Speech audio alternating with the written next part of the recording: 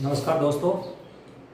अपना Asian environment का जो जनरल साइंस का सिलेबस चल रहा था उसमें आज अपना चौथा लेक्चर है और चौथा लेक्चर अपना रहेगा स्टेट ऑफ मैटर पर ही। स्टेट ऑफ मैटर में अपन ने फिजिकल प्रॉपर्टी भौतिक आधार पर मैटर को किस प्रकार विभाजित किया जाता है ये अपन ने देखा। ठोस, द्रव, गैस, प्लाज्मा अवस्था तथा बोस-आइंस्टीन कंडेंसेट। इसी प्रकार रासायनिक आधार पर भी पदार्थों को दो भागों में बांटा जाता है और रासायनिक आधार पर पदार्थों का जो विभाजन होता है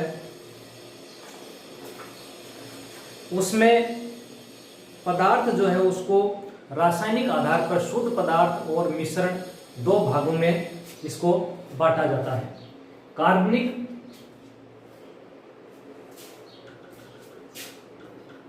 पदार्थ रासायनिक आधार पर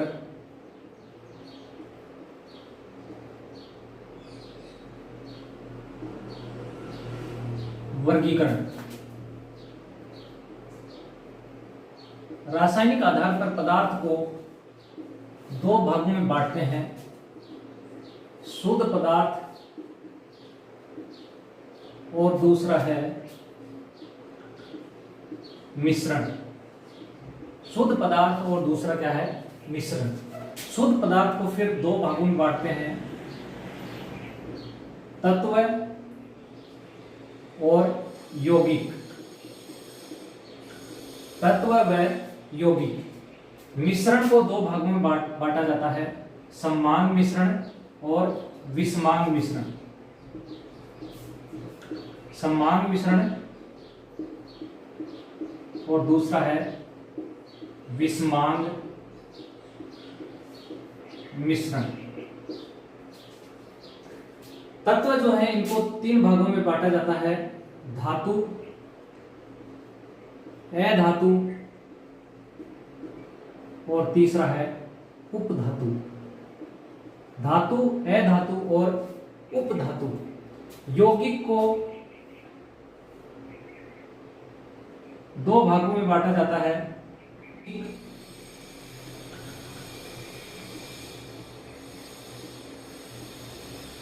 और अकार्बनिक यौगिक।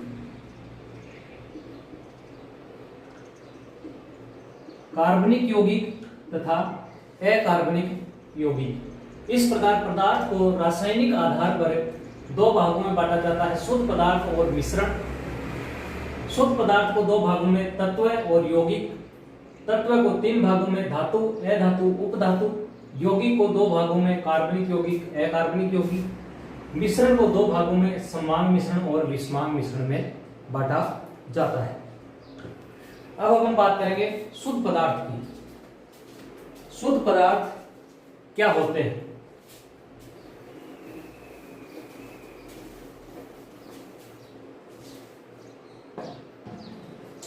शुद्ध पदार्थ वे होते हैं जो एक ही प्रकार के कणों से मिलकर बने होते हैं, उन्हें शुद्ध पदार्थ कहते हैं। एक ही प्रकार के कणों से निर्मित पदार्थ शुद्ध पदार्थ कहलाते हैं। शुद्ध पदार्थ जो होते हैं वो तत्वों से मिलकर बने होते हैं, जैसे ऑक्सीजन। ऑक्सीजन में ऑक्सीजन के ही तत्व हैं। इसी प्रकार CO2, इसमें कार्बन और ऑक्सीजन के तत्व हैं, तो ये क्या है? ये एक शुद्ध पदार्थ है। इसी प्रकार चांदी, तांबा, जल, ये सभी क्या हैं? ये सभी शुद्ध पदार्थ के उदाहरण हैं। तत्वों की बात करें तो तत्व जो हैं ये जो कण होते हैं जिनसे मिलकर पदार्थ बने होते हैं उन्हें तत्व कहते हैं। और वर्तमान में कुल 118 तत्व पृथ्वी पर विद्यमान है, जिसमें ऑक्सीजन जो है ऑक्सीजन 46.60%। फिर इसके बाद में आपके सिलिकॉन है, एल्यूमिनियम है, इनका ऑक्सीजन सबसे ज्यादा तत्वों में उपस्थित है। फिर सिलिकॉन है, एल्यूमिनियम है, लोहा धातु है, सिलिकॉन जैसे 27% है, लोहा 5% है। तो प्रकृति में कुल वर्तमान में ज्ञात तत्व 118 है और इनमें से इन 118 में से 20 प्रकार के तत्व पृथ्वी पर सबसे ज्यादा मात्रा में पाए जाते हैं।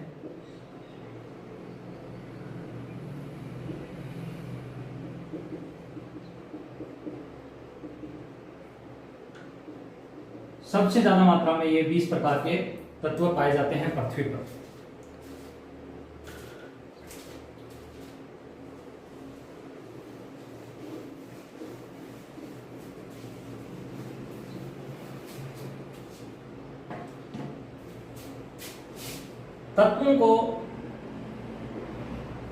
तत्व के 3 भाग होते हैं, धातु, अधातु और उपधातु। अब बात करते हैं धातु की। धातु जो होते हैं इनमें ये पहली बात तो ये है कि ये ठोस रूप में होते हैं, ठोस रूप में उपस्थित, लेकिन पारा जो है वो द्रव अवस्था में पाया जाता है। अपवाद है इसका पारा। ठोस आघात वर्धन्य होते हैं,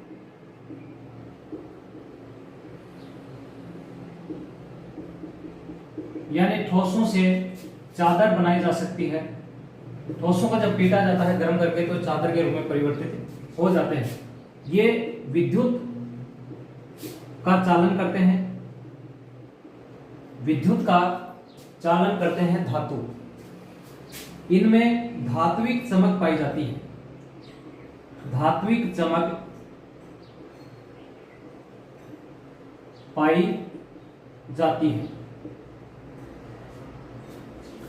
इस प्रकार ये धातुओं के मुख्य गुण हैं। धातु में तन्यता पाई जाती है, धातुएं तन्य होती हैं।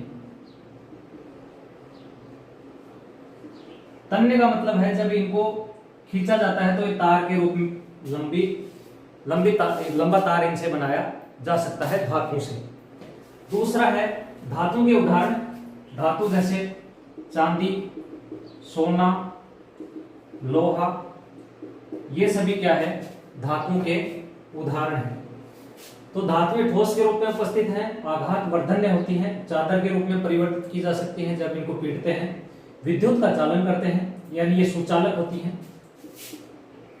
होती हैं, धात्विक चमक इनमें पाई जाती है, ये चमकती हैं, धातुएं तन्य होती हैं, इनसे तार बनाए जा सकते हैं। सोना, चांदी और लोहा इसके उदाहरण हैं। दूसरा है अधातु।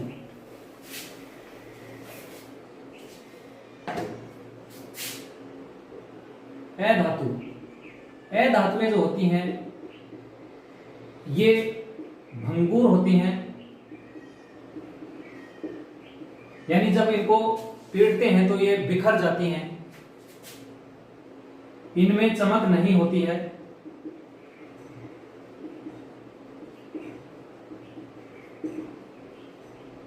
आघात वर्धन्य भी ये नहीं होती,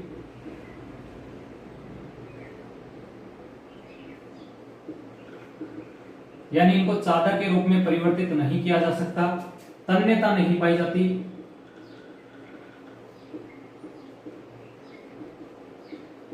विद्युत की सुचालक नहीं होती हैं, तो विद्युत की ये क्या होती हैं, विद्युत की कुचालक होती हैं। विद्युत की कुचालक होती हैं। इसके उदाहरण sodium, potassium, sulphur, oxygen, carbon, ये सारे इसके उदाहरण हैं। कार्बन, सल्फर, ऑक्सीजन, ये सभी अधातुओं के उदाहरण हैं। तीसरा है उपधातु। उपधातुएं जो होती हैं वो धातु और अधातु का मिश्रण होती हैं, यानी ये धातुएं व अधातु का मिश्रण ही होती हैं। आर्सेनिक, एंटीमनी आदि उपधातु के उदाहरण हैं। उपधातु ये धातु व अधातु के गुण प्रदर्शित करती हैं।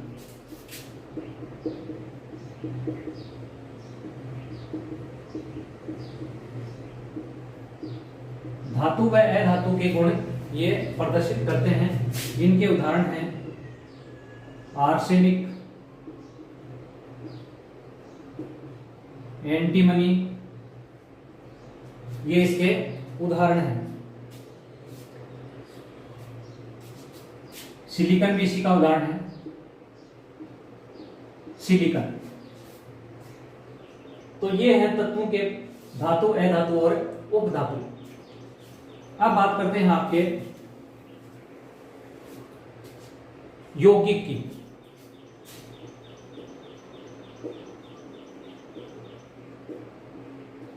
यौगिक वे पदार्थ होते हैं जिनमें तत्वों को जब निश्चित अनुपात में मिलाया जाता है तो यौगिक का निर्माण होता है। यानी दो या दो से अधिक तत्वों को जब किसी निश्चित अनुपात में मिलाया जाता है तो यौगिक का निर्माण होता है। दो या दो से अधिक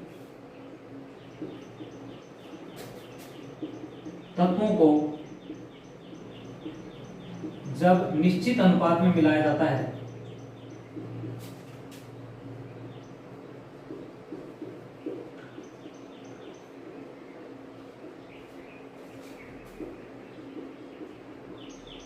तो यौगिक का निर्माण होता है।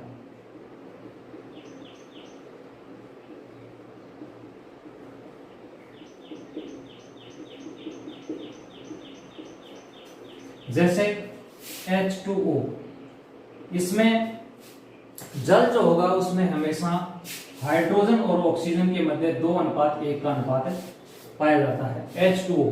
इसी प्रकार CO2, इसमें कार्बन डाइऑक्साइड और ऑक्सीजन के मध्य 1:2 का अनुपात पाया जाता है। इसी प्रकार जैसे कार्बोहाइड्रेट C6H12O6, इसमें अनुपात 1:2:1 का अनुपात पाया जाता है कार्बन, हाइड्रोजन और ऑक्सीजन के मध्य। इस प्रकार यौगिक जो होते हैं उनमें दो या दो से अधिक तत्व निश्चित अनुपात में उपस्थित होते हैं, उन्हें यौगिक कहते हैं। यौगिक दो प्रकार के होते हैं, कार्बनिक यौगिक और अकार्बनिक यौगिक। यौगिक के दो प्रकार हैं, कार्बनिक यौगिक और दूसरा है अकार्बनिक यौगिक। कार्बनिक यौगिक और दूसरा है अकार्बनिक यौगिक। कार्बनिक यौगिक जीवित जंतुओं या पौधों से प्राप्त होते हैं। जीवित जंतुओं व पौधों से प्राप्त, जबकि अकार्बनिक यौगिक चट्टानों से प्राप्त होते हैं। कार्बनिक यौगिक का उदाहरण है जैसे कार्बोहाइड्रेट, स्टार्च, माल्टोज, प्रोटीन, ये किसके उदाहरण है? कार्बनिक यौगिक। अकार्बनिक यौगिक के उदाहरण की बात करें तो नमक है। इसी प्रकार आपके चूना है। ये सारे अकार्बनिक यौगिक के उदाहरण हैं। अब बात करते हैं मिश्रण की।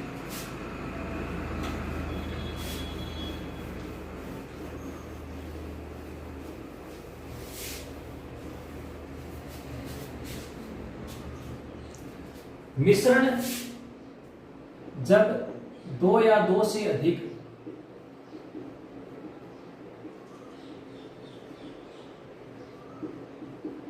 तत्वों या यौगिकों को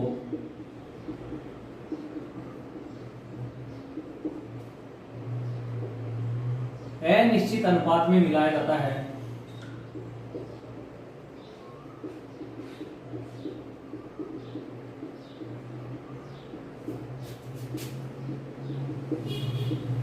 तो मिश्रण का निर्माण होता है।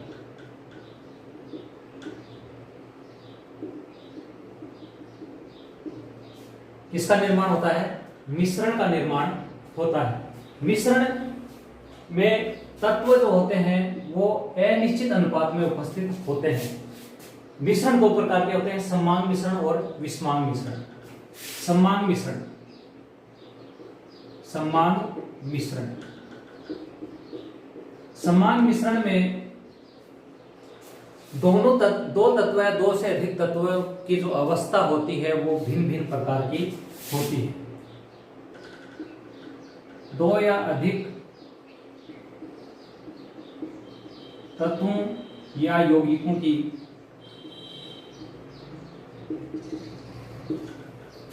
प्रावस्था असमान होती है।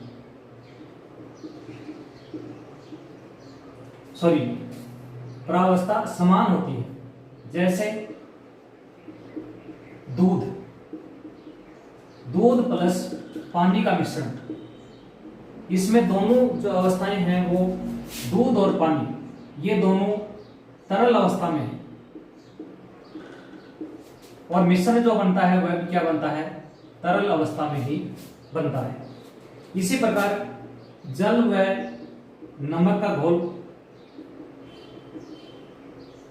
नमक को जब घोला जाता है तो पानी में घुल जाता है और ठोस अवस्था की बजाय वो द्रव अवस्था में आ जाता है। इसी प्रकार जल व चीनी का घोल क्या है? सममांग मिश्रण है। यानी दोनों जो विलेय और विलायक जो हैं वो दोनों किसमें हैं? द्रव अवस्था में है। विलेय व विलायक दोनों तरल अवस्था में ही उपस्थित है, विलेय तथा विलायक। दूसरा है विषमांग मिश्रण। विषमांग मिश्रण में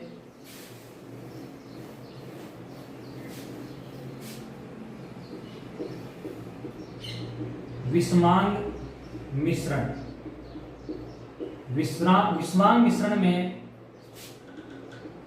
विलेय व विलायक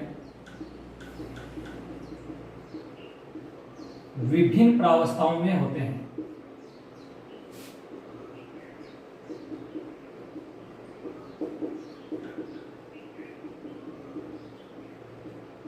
जैसे